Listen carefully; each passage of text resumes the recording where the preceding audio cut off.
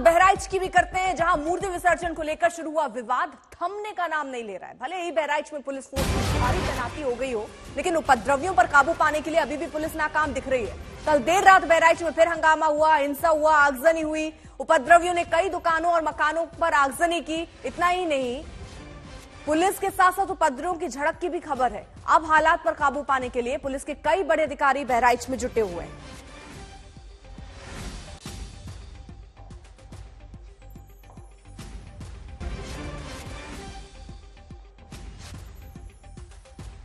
तरीके से हिंसा हुई और उसकी वजह से कहीं ना कहीं जो रामगोपाल मिश्रा हैं उनकी मौत हो गई। आज उनके जो परिजन हैं वो लखनऊ सीएम योगी आदित्यनाथ से मिलने जा रहे हैं। विधायक सुरेश्वर सिंह उनको लेकर जा रहे हैं। आप देखिए परिवार की तस्वीर है, उनके माता हैं, उनके पिता हैं और जो रामगोपाल मिश्रा हैं उनकी पत्नी भी हैं। आज आप सीएम योगी आदित्यनाथ से मिलने जा रहे हैं। विधायक जी, क्या बताया है आपको ले जाने के लिए, क्या कहा गया है? हम अपन दुख पेश कर उनका जो तकलीफ हमका है तो उनका हबे हुआ चल के। आप लोग चाहते हैं क्या सीएम, क्योंकि योगी आदित्यनाथ जब सामने होंगे तो क्या कहेंगे? अब जो उनको समझ में आई उस साइड कहाँ का हबे, क्योंकि हम परेशान बहुत हैं। क्या चाहते हैं आप होना चाहिए, क्योंकि बेटे की आपके हमारा बेटा मारा गया है, छींच कहाँ का खींचा गया, मारा गया और गोली से मारा गया। तो जो तकलीफ है हो तो हमारे आत्मा में बात नहीं, बहुत तकलीफ है। तो अपने तकलीफ को उनके सामने पेश करवे, जो उनको समझ में आई तो कही है। माता जी आप बताइए, माता जी आप बताइए। हम बहरी हन का बताई दी जौन भवा है, जो हमरे लड़का वैसे हो हमरा का बर्बाद के, हमरे बतवा बर्बाद के तो वैसे उनके बर्बादी कराई दो, नाराज दुनिया में बस। और विधायक जानते तो हमरे सबके लग जाइए जिनके औलाद हुई हम तो हमारे भैया ने मिले तो वही जाए जहाँ हमरे लड़का संग वैसे उन्होंने संगे हो उन्होंने को इतना गोली लेकर खा मर जाए, मार दो हम आपके पति की जिस तरीके से मौत हुई है, आप क्या चाहती हैं? सीएम से मिलने जा रहे हैं आज, क्या खून चाहिए और उनसे कुछ नहीं चाहिए, इंसाफ चाहिए बस, और कुछ नहीं चाहिए। जैसे हमारे पति को मारा गया वैसे उन लोगों को भी मारा जाए, हमारे पति के आत्मा को शांति मिल जाएगी, हम लोगों को भी मिल जाएगी, और कुछ नहीं चाहिए। आदित्यनाथ के सामने जा रही हैं आज, क्योंकि चीफ मिनिस्टर है उत्तर प्रदेश के, तो क्या आपको लगता है कि आज न्याय होगा? वहाँ पे जाने के बाद पता चलेगा न्याय करते हैं कि नहीं करते। हमें तो न्याय ही चाहिए, खून के बदले खून, और कुछ नहीं। सा भड़की हुई है चारों तरफ, लोग गुस्साए हुए हैं इसको लेकर, मौत के बाद। हमें कुछ नहीं चाहिए।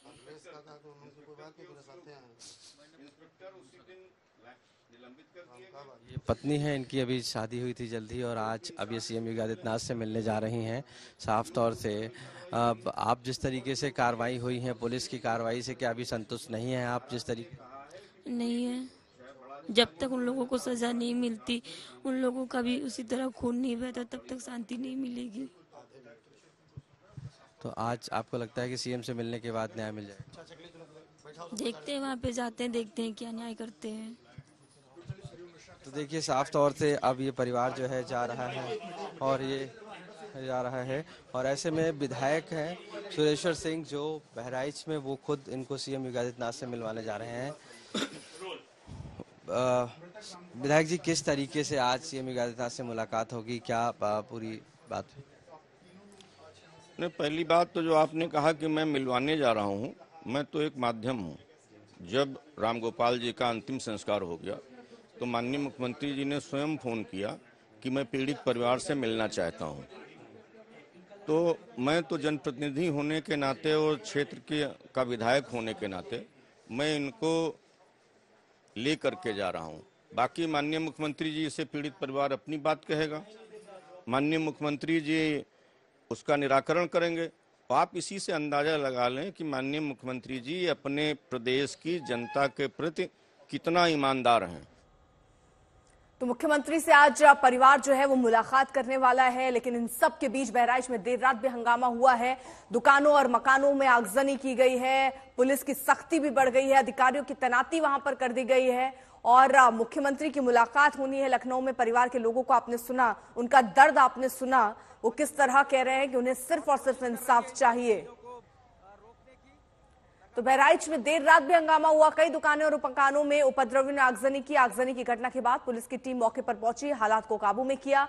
हिंसा के वक्त कैसे थे हालात, वहां मौजूद आज तक संवाददाता की ये रिपोर्ट देखिए। रात लगभग 10 बजे का समय है। आज तक ग्राउंड जीरो पर है, बहराइच का लकवा गांव है और हिंसा थमने का नाम नहीं ले रही है। अगली तस्वीर आप देखिए, तमाम पुलिसकर्मी यहां से निकल रहे हैं, पीएसी के जवान यहां से निकल रहे हैं। हालात यहां जो है बेहद बेहद खतरनाक हैं। बहराइच के गांव लकवा के ये तस्वीर आप देखिए, किस तरह से पीएसी के जवान और पुलिस की फोर्सेस यहां इकट्ठा आप पहुंची हैं। क्यों आई हैं वो आपको हम दिखाएंगे, वो बताएंगे। ये देखिए पुलिस की गाड़ियां, ये जो सामने का मंजर है, ये एक पूरा एरिया है, ये कंडे हैं, यहाँ पर 10 से 15 लोग पहुंचते हैं। इस पूरे हिस्से को जला दिया गया है। ये क्या हुआ था? आप लोग थे यहाँ पे जब हुआ? नहीं, हम लोग नहीं। हम प्रधान है। आप प्रधान है यहाँ पे? क्या हुआ, कितने लोग आए थे? 10-15 लोग थे यहाँ पे। 10-15 लोग आए। पता नहीं कहाँ के आदमी है। क्या कुछ शोर भी कर रहे थे? नहीं, शोर तो नहीं कर रहे थे, आग जला रहे थे। कहाँ आग लगी है यहाँ पे? आग यहाँ लगी है, वहाँ पे मजार जो तोड़ फोड़ कर दिया। वहाँ भी आग लगाई है? आग नहीं लगाई, मजार तोड़ा है। जी जी। और फिर निकल गए? फिर निकल गए। हम लोग देखते गाड़ी पुलिस की देखी, तो भाग गए सब लोग। पुलिस की गाड़ी देखकर भागे हैं। प्रधान है, क्या नाम है आपका? शोभाराम चौरसिया। तो देख सकते हैं चौरसिया जी हैं। यहाँ से भी कैमरा मैन नीरज दिखाएंगे तस्वीर आपको। ये सबसे खतरनाक इलाका इस समय है जहाँ पर ये आगजनी की जा रही है और हम इस वक्त ग्राउंड पर हैं। पुलिसकर्मी, पीएसी के जवान सब तैनात हैं यहाँ पर। ये देखिए कितनी फोर्स यहाँ पर आई हुई है। ये एक्सक्लूसिव तस्वीर आपको हम दिखा रहे हैं। यहाँ से बात करेंगे, वीडियो साहब भी यहाँ पे आए हुए हैं। क्या कुछ घटना हुई है, कुछ बताएंगे? नहीं, अभी देखिए, अभी सूचना जैसे ही प्राप्त हुई थी तो हम लोग यहाँ पे उपस्थित हो गए और साथ में पीएसी की टीम है, पुलिस की टीम है, तो पता कर रहे हैं कैसे किन लोगों ने किया है। क्या चीज़ है जो जल रही है? ये कंडे के गांव में जैसे एक अमूमन होता है, गांव में खेतों में लोग कंडे का पूरा बना देते हैं, तो जहाँ पे उनका स्ट्रक्चर होता है वही है। मजार भी कोई जलाई? नहीं, जलाई नहीं गई, तोड़फोड़ हुई थी तो लेकिन उसे रोक लिया गया है। तो ऐसे थी, बाकी यहाँ पे पूरी वो है टीम। फोर्स लगभग है यहाँ पे? लगभग मुझे लगता है 50 लोग तो होंगे, कुछ लोग वहाँ भी है। जी जी, पीएसी भी, पुलिस भी है, दोनों है। पुलिस भी है। देखिए एडमिनिस्ट्रेशन पूरा यहाँ पर है और पीएसी के जवान हैं, पुलिस के जवान हैं। एक तरफ आग जो है वो धधक रही है और तस्वीरें जो हैं वो ये बताने के लिए काफ़ी हैं कि इस वक्त हम ग्राउंड पर उस जगह पर मौजूद हैं जो बहराइच का सबसे खतरनाक स्पॉट है। कुछ मिनट पहले 10 से 15 लोग आते हैं, यहाँ आगजनी करते हैं, मज़ार में तोड़फोड़ करते हैं और फिर जैसे ही पुलिस की टीम पहुँचती है सब लड़के यहाँ से भाग जाते हैं। ये मंजर जो है कैमरामैन नीरज जो दिखा रहे हैं वो डराने वाले हैं, क्योंकि आप समझिए कि पीछे आग है, कितनों को लोग घायल हो सकते थे अगर स्पॉट पे होते। यहाँ से सब भागे। पूरी एक सुनियोजित साजिश लगती है। पुलिस का फेलियर ये है कि घटना पहले क्यों हुई, जो अधिकारी थे वो यहाँ क्यों नहीं थे, घटना के बाद क्यों पहुंचते हैं, ये भी एक बड़ा सवाल है जो किया जाएगा। जब देर रात इस तरह की घटनाएं हो रही हैं तो आप समझ लीजिए बहराइच इस वक्त किस तरह की आग में झुलस रहा है। कैमरामैन नीरज के साथ समर्थ श्रीवास्तव, बहराइच आज तक। आशीष हमारे सहयोगी इस वक्त जुड़ चुके हैं, सीधे बहराइच आपको लिए चलते हैं और वहां की स्थिति समझते हैं। आशीष, फिलहाल क्या कार्रवाई हुई है और हालात कैसे हैं? देखिए अर्पिता, अगर मैं आपको बताऊं कि साफ तौर से कल से जिस तरीके से हिंसा हुई है और आज भी कहीं ना कहीं छुटपुट घटनाएं हो रही हैं, ऐसे में तकरीबन 26 लोगों को गिरफ्तार कर लिया गया है और उनको जेल भेजा गया है। ये सभी जो घटनाएं हत्या से लेकर आज तक की पुलिस लगातार कार्रवाई कर रही है।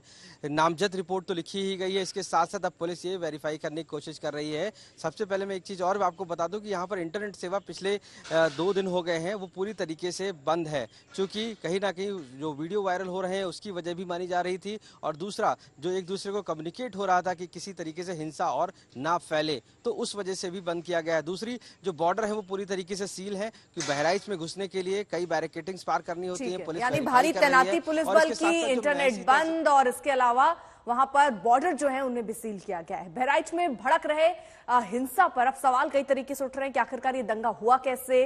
और रविवार को तो दुर्गा प्रतिमा के विसर्जन जुलूस के दौरान हिंसा में एक शख्स की जान चली गई, फिर सोमवार को ये हिंसा कैसे नहीं रुकी। बहराइच के कई इलाकों में आगजनी, तोड़फोड़ और हिंसा हुई, आखिर इसका जिम्मेदार कौन है?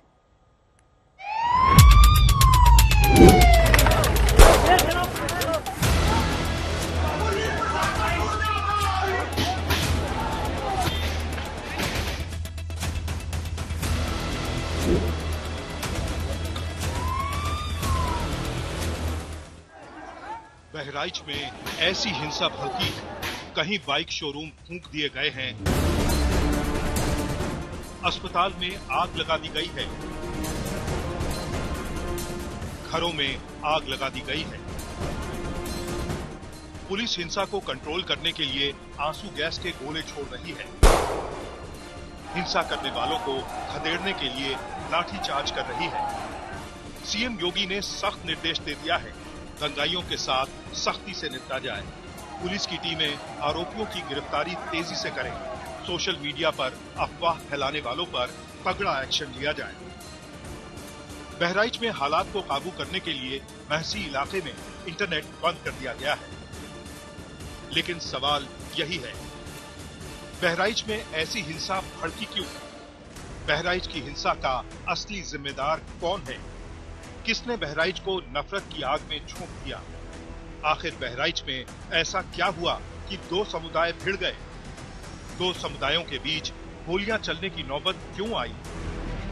हिंसा की आग में झुलसते बहराइच की तस्वीरें तो पूरा देश देख रहा है, लेकिन बहराइच उस यूपी में आता है जहां के सीएम दावा करते हैं कि कोई उनके राज में दंगा करने की हिमाकत नहीं कर सकता है। फिर किसने हिंसा करने की हिमाकत कर डाली? यकीनन सीएम योगी को बहराइच की ये हिंसा कतई बर्दाश्त नहीं होगी, क्योंकि दंगों और दंगाइयों के लिए जीरो टॉलरेंस की नीति पर चलने वाले सीएम योगी के राज पर सवाल उठा है। सवाल ये भी है, रविवार को हिंसा भड़की तो भड़की, फिर सोमवार को भी आगजनी कैसे हो गई? सवालों के घेरे में पुलिस भी है, क्योंकि जब बहराइच के महसी तहसील में हरदी थाना इलाके में दुर्गा प्रतिमा विसर्जन जुलूस जा रहा था तो रूट की जिम्मेदारी प्रशासन की थी और वो नाकाम रही। उस रूट पर डीजे को लेकर विवाद हुआ, पुलिस हालात नहीं संभाल सकी। आसपास के घरों से जुलूस पर पथराव होने लगा, पुलिस कार्रवाई नहीं कर सकी। पथराव से भगदड़ मची, पुलिस यहाँ भी नाकाम रही। और आरोप है कि राम गोपाल मिश्रा नाम के 24 साल के शख्स को कातिलों ने घर के अंदर खींचकर गोली मार दी और पुलिस मूक दर्शक सी बनी रही। बहराइच में मूर्ति विसर्जन के दौरान हिंसा में हुई हत्या मामले में 10 लोगों पर एफआईआर भी दर्ज हुई है, जिसमें 6 लोगों के खिलाफ नामजद एफआईआर की गई है। इनमें अब्दुल हमीद, सरफराज, फहीम, साहिद खान, ननकऊ और मारफ अली शामिल हैं, जबकि एफआईआर में 4 अज्ञात लोगों के नाम हैं। बहराइच हिंसा में अब तक 30 लोगों को हिरासत में लिया गया है। आशीष श्रीवास्तव, बहराइच, आज तक। बहराइच हिंसा पर सियासी बयानबाजी का दौर शुरू हो चुका है। समाजवादी पार्टी की तरफ से हिंसा को लेकर जिला प्रशासन की भूमिका पर सवाल उठाए गए। यूपी सरकार की ओर से सख्ती से उपद्रवियों से निपटने के आदेश दिए गए। जिस समय ये प्रोसेशन निकलने का काम शुरू हुआ, कम से कम प्रशासन को इस बात का ध्यान रखना चाहिए था कि जो प्रोसेशन निकल रहा है उसका रूट क्या है, रूट पे पूरी सुरक्षा है कि नहीं है, पर्याप्त पुलिस है कि नहीं है, और उसके साथ साथ उन लाउड स्पीकर्स पे क्या बजाया जा रहा है। अगर ये बात मैं कहूं तो हो सकता है सरकार कुछ और बात कहे, लेकिन कम से कम प्रशासन को यह ध्यान रखना चाहिए था कि आखिरकार क्या बजा रहे हैं, क्या किसी को अपमानित कर रहे हैं। तो ये पूरी जिम्मेदारी शासन की थी, सरकार की थी। शासन की चूक की वजह से इतनी बड़ी घटना हुई। पूरी तरह से षड्यंत्रकारियों की जांच हो रही है। जिन लोगों ने भी कानून व्यवस्था को चुनौती दी है उनको चिन्हित करके कड़ी कार्रवाई होगी और लापरवाह जो पुलिस ऑफिसर्स हैं, कर्मचारी हैं, उनको भी चिन्हित करके कार्रवाई होगी, किसी को बख्शा नहीं जाएगा। इस पूरी घटना को लेकर विपक्ष जो है, समाजवादी पार्टी, विपक्ष को कृपया ऐसे मामलों में राजनीति नहीं करनी चाहिए। उत्तर प्रदेश में हम कानून व्यवस्था को मेंटेन करने के लिए प्रतिबद्ध हैं और आपको ये मिलेगा कि उत्तर प्रदेश राज्य सबसे बेहतर कानून के मामले में है।